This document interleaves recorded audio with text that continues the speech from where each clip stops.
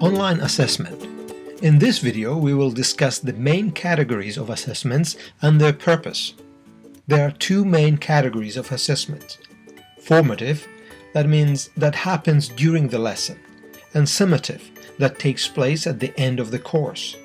Within these two categories, we also speak of assessment for, assessment as, and assessment of.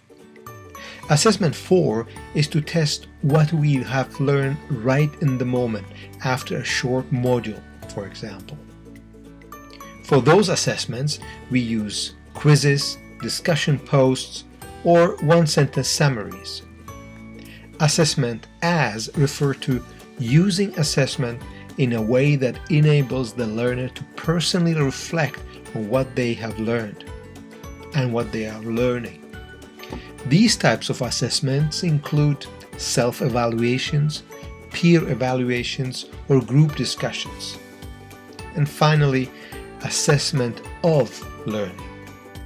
These are the type of assessments that allows the instructor to evaluate the learner's ability to synthesize knowledge. These are more complex and more demanding assessments, such as projects, essays, field research, or audiovisual productions. Assessment for and as are more of a formative nature, while assessment of is a summative assessment. What makes a great assessment? It has to be authentic. That means reflective of real-life experiences. It has to be challenging. That means it has to stimulate the learner. It has to be coherent. That means it has to serve a purpose and be a guide. It has to be engaging. That means it has to attract the learner's interest. It has to be respectful.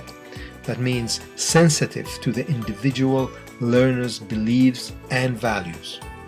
It has to be responsive. It means it has to include a feedback mechanism. It has to be rigorous, meaning requires applied understanding of learning. And finally, it needs to be valid. It needs to provide information that is useful to meet intended learning outcomes. What are the three main reasons why instructional design includes assessment? First, to find out what the learner knows or does not know. It also allows us to adjust the learning path. Perhaps more explanation is needed in some part of the course. And finally, it is there to motivate the learner. Let's recap. There are two broad categories of assessments, summative and formative. Formative assessments are short, ongoing, and predictable. Summative are longer, complex, and more difficult. Excellent assessment has 8 characteristics. And finally, assessment has 3 purposes: to find out what the learner knows and doesn't know, to adjust the learning path, and to motivate the learner.